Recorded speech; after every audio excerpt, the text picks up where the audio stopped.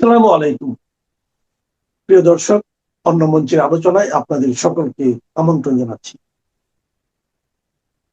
আজ আমাদের সঙ্গে আমন্ত্রিত অতিথি হিসেবে আছেন সন্ময় বন্দ্যোপাধ্যায়। 4 তারিখ পরিবর্তনের সরকার এসছে, 9 তারিখ শপথ গ্রহণ, 11 তারিখ কার্যক্রম শুরু করা হয়েছে, নবান্ন থেকে নতুন সরকার করেছে। আর ঠিক 23 তারিখ ছুটে এলেন মার্কিন যুক্তরাষ্ট্রের স্টেট সেক্রেটারি মার্কো রুবিও। তিনি সরাসরি এসে পৌঁছলেন মিশনারিজ অফ চ্যারিটিসে। 23 তারিখ ছিল শনিবার। আর ঠিক তার আগের দিন 22 তারিখ মিশনারিজ অফ চ্যারিটির দুজন রিপ্রেজেন্টেটিভ পৌঁছে গেলেন মমতা বন্দ্যোপাধ্যায়ের বাড়িতে, যিনি প্রাক্তন মুখ্যমন্ত্রী। তার সঙ্গে কিসের দরকারে পৌঁছেছিলেন মার্কো রুবিওর সঙ্গে যারা পরের দিন মিটিংটা তৈরি করেছিলেন তাদের প্রতিনিধিরা? প্রশ্নটা দিয়ে আজকে শুরু করলাম এই প্রতিবেদন। একটু জটিল, কিন্তু বাংলার মানুষের জানা দরকার এই পেছনের ব্যাকগ্রাউন্ডের ইতিহাসটা।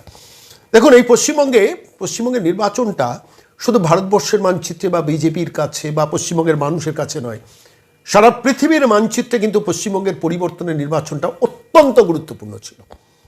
আপনারা জানেন যে এতে চীন ক্রমশ চেষ্টা করছে বাংলাদেশের ঘাঁটিগুলোকে দখল করতে। লালমনিরহাট চিকেন স্ন্যাকের খুব কাছাকাছি, সেখানে এয়ারবেস তৈরি করা, মংলো পোর্ট, সেখানে ভারতকে সরিয়ে দিয়ে চীন তার দখলদারি নেওয়া, এসব টুকরো টুকরো ঘটনা ক্রমাগত ঘটে যাচ্ছে। অশান্ত বাংলাদেশ চীনের কাছে অনেক প্রার্থিত। মার্কিন যুক্তরাষ্ট্র দেখছেন, কিন্তু এই মুহূর্তে কিছু করতে পারছেন না।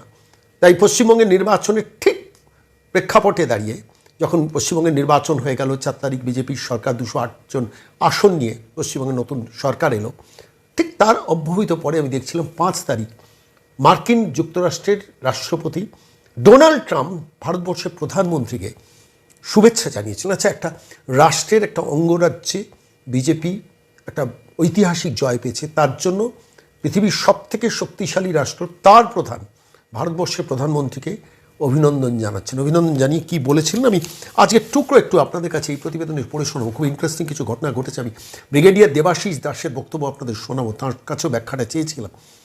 আমি এই মুহূর্তে দাঁড়িয়ে মার্কিন যুক্তরাষ্ট্রের রাষ্ট্রপতি 5 তারিখ ভারতবর্ষের প্রধানমন্ত্রী নরেন্দ্র মোদীকে লিখলেন, just last month on their phone call president Trump, লিখলেন না, একটা মিডিয়া রিপোর্টটা আপনাদের কাছে পড়ে শোনাচ্ছি। Just last month on their phone call president Trump expressed to Prime Minister Modi his admiration and how lucky India to have him at its leader. The President congratulates Prime Minister Modi on this recent historic and decisive election victory, White House spokesman Kush Desai said. অর্থাৎ পশ্চিমবঙ্গের নির্বাচনে BJP সফলতা পাওয়াতে মার্কিন যুক্তরাষ্ট্রের রাষ্ট্রপতি ভারতবর্ষের প্রধানমন্ত্রীকে অভিনন্দন জানিয়েছে। আমি ডকুমেন্ট থেকে তুলে আমি আপনাদের কাছে এটা শোনালাম। এটা গেল 5 তারিখের ঘটনা, মে মাস। 4 তারিখ পরিবর্তনের সরকার এসছে, 9 তারিখ শপথ গ্রহণ, 11 তারিখ নবান্ন থেকে ভারতবর্ষের পশ্চিমবঙ্গের মুখ্যমন্ত্রী তার কার্যক্রম শুরু করছে, নতুন সরকার সবে শপথ নিয়েছেন, কাজ শুরু করছে। 23 তারিখ মার্কো রুবিও ছুটে এলেন এর থেকে, দিল্লি থেকে সরাসরি মিশনারিজ অফ চ্যারিটিতে আসতেই পারেন।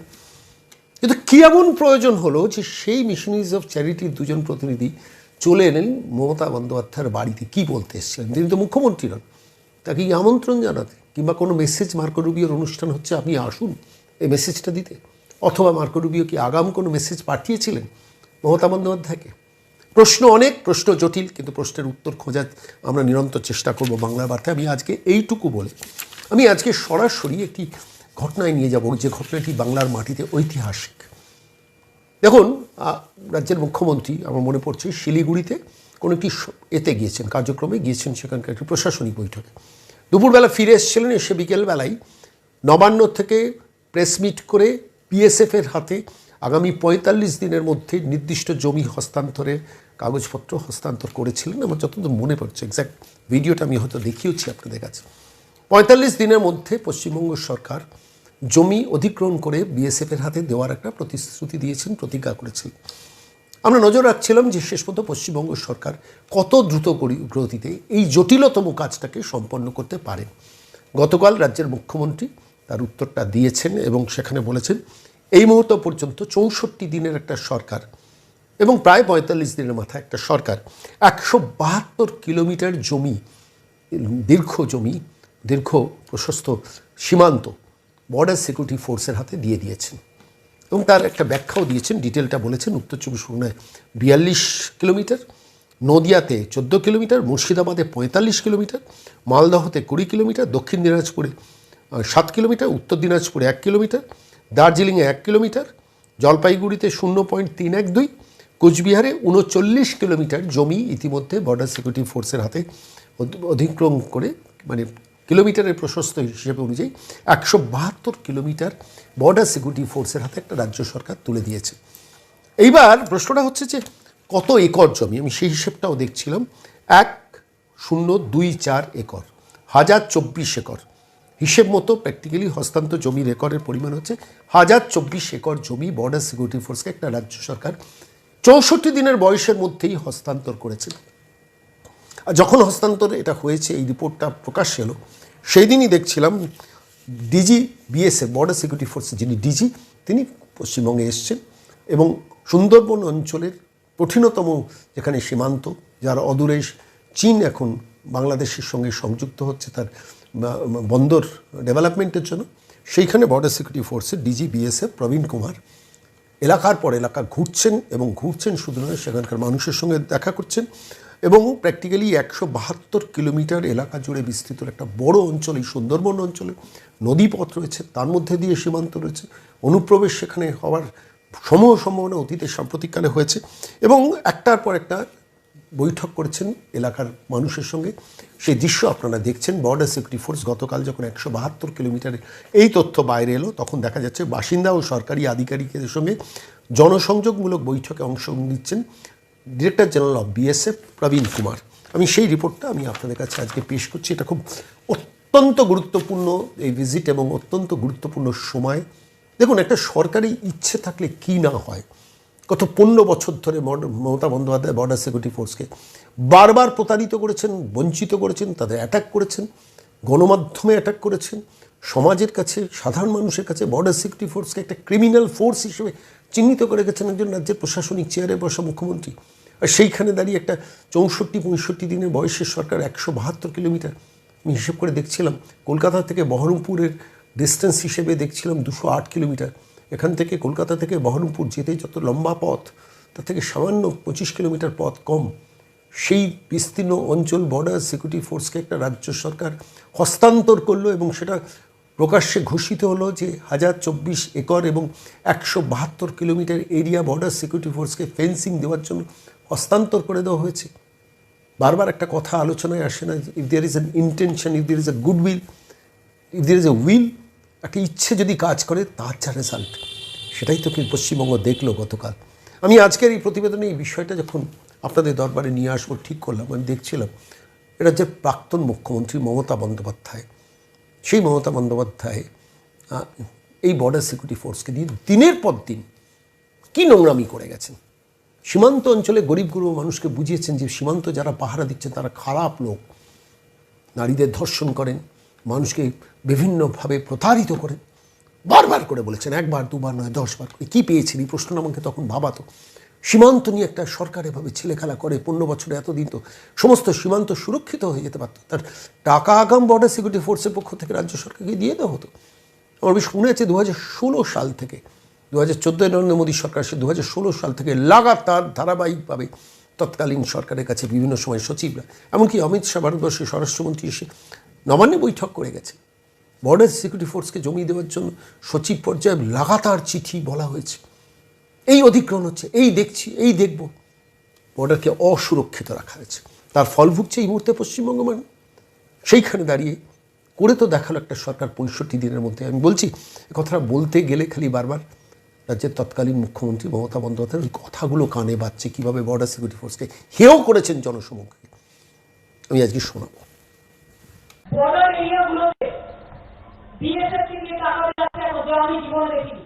বিএসএফ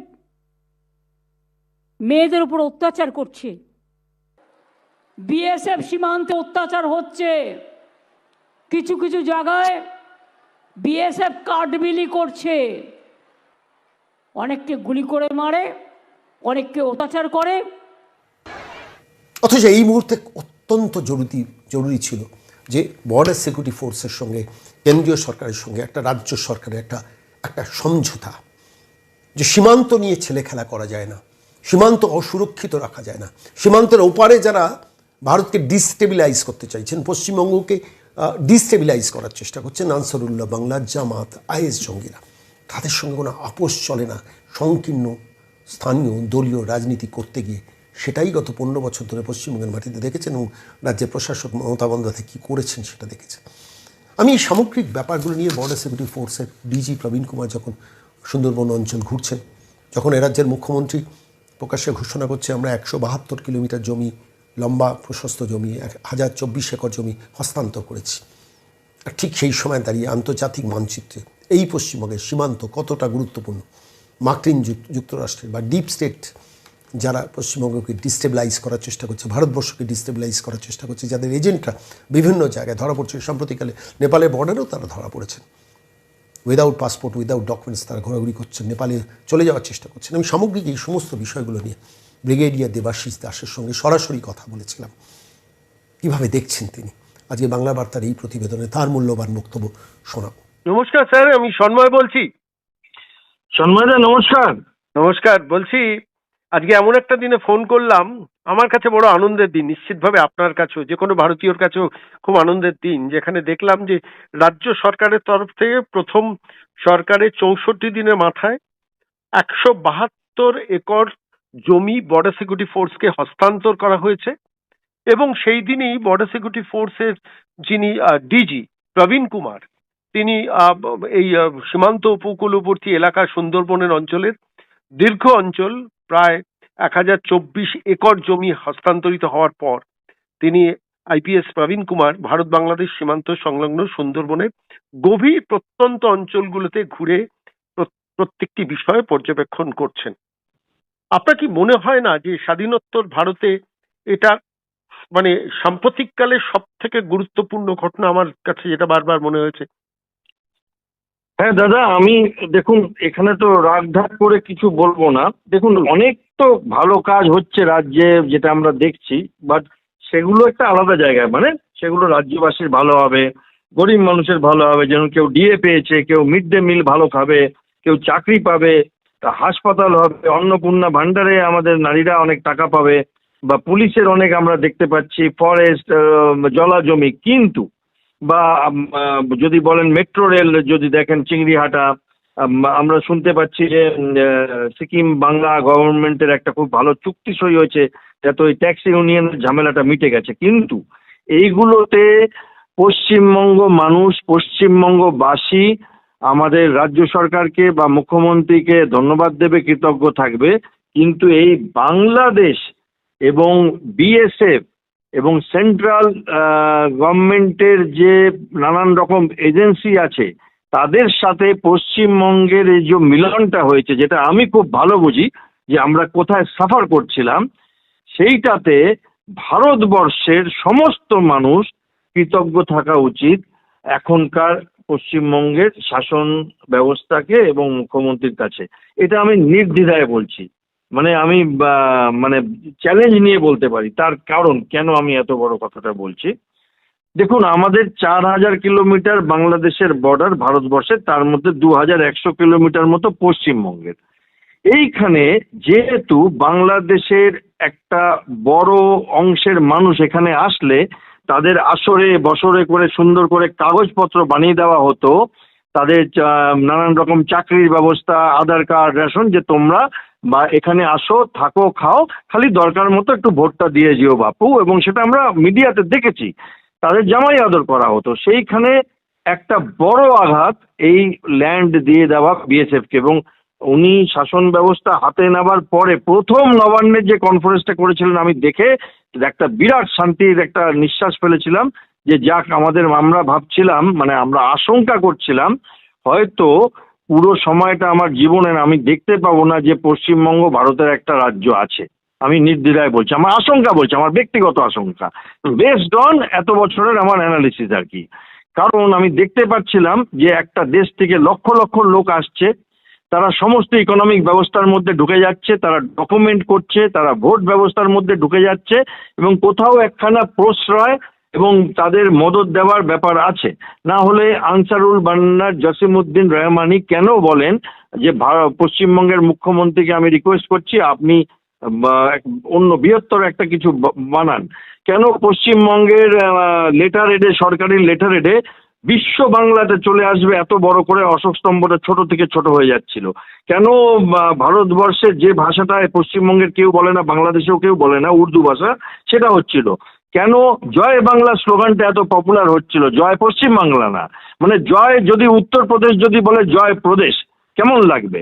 তো সেই রকম আর কি। তো জয় বাংলা, তো এই ব্যাপারগুলো, এবং আমেরিকার কিছু এজেন্সিজ আছে যেগুলো নিয়ে আমি খোঁজ খবর রাখি।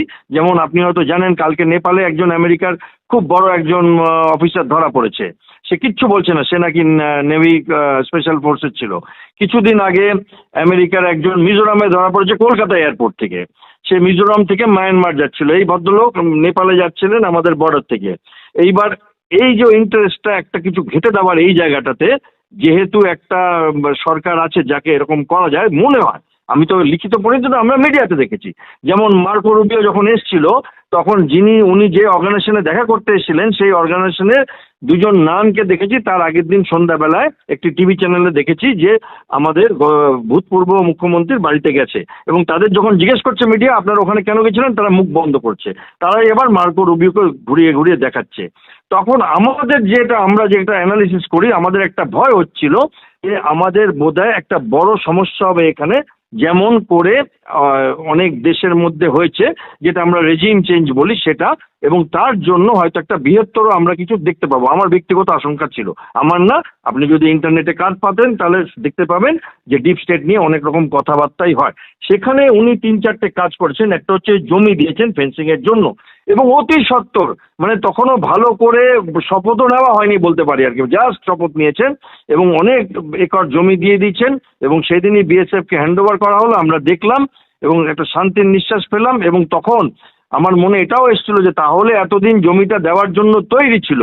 যে ন্যারেটিভটা চলছিল যে স্থানীয় লোকরা জমি দিচ্ছেন না, সেটা মিথ্যা ন্যারেটিভ।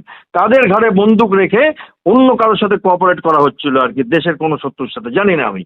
এছাড়া উনি national highway authority of India আর ন্যাশনাল NHIDCL বলে একটি অর্গানাইজেশন আছে, national highway infrastructure development corporation limited, এই দুটো অর্গানাইজেশনকে 7টি হাইওয়ের জন্য অনেকটা জমি দিয়ে দিয়েছেন। এবং সেইটাতে কি হলো, এখানে দুটো ডেভেলপমেন্ট হবে, এবং এইটা আটকে ছিল 1.5 বছর 2 বছর ধরে। আমাদের পশ্চিমবঙ্গের PWD, পশ্চিমবঙ্গের যে অর্গানাইজেশনগুলো আছে, তারা এটা আটকে রাখছিল, এবং তাদের তো ক্ষমতা নেই আটকাবার, তাহলে তাদেরকে কেউ আটকাচ্ছিল। আমার মনে হয় কোথাও একটা তদন্ত এখানেও হওয়া উচিত যে বাংলাদেশের যে জমিটা সরকার বদল হওয়ার পরে এত সত্তর আমাদের দেশের লোকেরাই দিয়ে দিল, বিএসএফ কে টাকা পয়সা মিটিয়ে দেওয়া হলো, সেই জমিটা এতদিন কেন দেওয়া হয়নি সুপ্রিম কোর্টের অর্ডার থাকা সত্ত্বেও? তার মানে কি কেউ চাইনি? তাহলে কি অন্য কোনো ব্যাপার ছিল? তাহলে হয়তো অনেক কিছু বেরিয়ে যাবে। তো এইখানে একটা বিরাট আমার একটা স্বস্তির ব্যাপার। এবং সত্যি বলছি, ভারতবর্ষের পুরো এই দিকে যে জিওগ্রাফিটা, সেটা যদি আপনি দেখেন, ত্রিপুরা থেকে শুরু করুন, বাংলাদেশ বর্ডার, ওইদিকে একটু মায়ানমারের সাথে বাংলাদেশের বর্ডার আছে, তারপর আপনি উপরে আসুন, মিজোরাম, মেঘালয়, আসাম, মেঘালয়, পশ্চিমবঙ্গ, আপনি বাঁদিকে চলে যান নেপালের সাথে পশ্চিমবঙ্গ, বিহার, তারপরে চলে যান উত্তরপ্রদেশ নেপালের সাথে এবং উত্তরাখণ্ড। এই পুরো জায়গাটাতে একমাত্র পশ্চিমবঙ্গের মানে সরকারের কোঅপারেশনটা, আমার ব্যক্তিগত মতামত, অতটা হয়তো পাচ্ছিল না, তাই জন্য জমি দিতে পারছিল না, তাই জন্য ন্যাশনাল হাইওয়ে প্রজেক্টগুলো আটকে যাচ্ছিল এবং বর্ডার এরিয়া সাফার করছিল। এইখানে একটা মাস্টার স্ট্রোকে এই পুরো লাইনটা, উত্তরাখণ্ড, উত্তরপ্রদেশ, বিহার, পশ্চিমবঙ্গ, মেঘালয়, আসাম, ত্রিপুরা, এই পুরো লাইনটা আমাদের সিকিউর হয়ে গেল, ভারতবর্ষের এই দিকটা সিকিউর হয়ে গেল। এবং এইখানে যে একটা শত্রু দেশ, তাদের যে পাকিস্তানের বাংলাদেশ মিলিত শক্তি বলুন, এবং আপনি যদি বলেন যে আমেরিকারও একটা প্রবণতা রেজিম চেঞ্জের, সেইটা বলেন, তাহলে সেইখানে একটা স্বস্তির নিঃশ্বাস ফেললাম এইটাতে, যে এতগুলো জিনিস একসাথে হলো। এইবার আরেকটা ব্যাপার আছে, আপনি যদি দেখেন, পশ্চিমবঙ্গ সরকার বদল হওয়ার পরে ডোনাল্ড ট্রাম্প আমাদের প্রধানমন্ত্রীকে ফোন করেছিলেন। উনি তো অন্যান্য সরকার বদল হওয়ার পরে করেন না, মানে কেরালায় বদল হলে বা অন্ধ্রপ্রদেশে বদল হলে করেন না।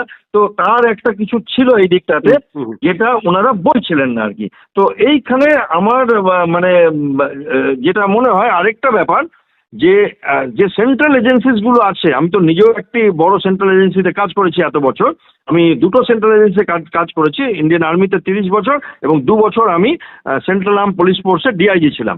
এইবার সেখানে আমি তো দেখেছি যে কত স্টেট গভর্নমেন্টরা কোঅপারেশন করে। আর এখানে কখনো বিএসএফ কে শুনতে হয় তারা নাকি রেপিস্ট, এখানে কখনো শুনতে হয় তারা নাকি গুন্ডা। এগুলো আমি নিজে কানে শুনেছি। আর্মিকে তিনবারই আমি তখন টিভি মিডিয়াতে কথা বলেছিলাম এর বিরুদ্ধে। একবার যখন নবান্নর সামনে বলা হয়েছিল নাকি আর্মি টেক ওভার করে নিচ্ছে ভারতবর্ষকে এবং পশ্চিমবঙ্গ রাজ্যটাকে, তারা একটা গাড়ি নিয়ে ক্যালকুলেশন করছিল যুদ্ধের জন্য, যেটা প্রত্যেক বছর হয়। দ্বিতীয়বার বলা হয়েছিল ওই মঞ্চ বাধা নিয়ে ব্রিগেড প্যারেড গ্রাউন্ডে, এবং তৃতীয়বার বলা হয়েছিল বিজেপির নাকি পার্টি অফিস ফোর্ট উইলিয়ামে খোলা হয়েছে। এগুলো মুখ্যমন্ত্রী খোদ বলেছেন, গত মুখ্যমন্ত্রী। তো সেইখানে আমার একটা স্বস্তির নিষ্ঠা যে সেন্ট্রাল আর্ম পুলিশ ফোর্স গুলো তাদের স্বনামের সাথে শান্তির সাথে কাজ করতে পারবে এবং দেশকে সুরক্ষিত রাখতে পারবে। অনেক ধন্যবাদ স্যার।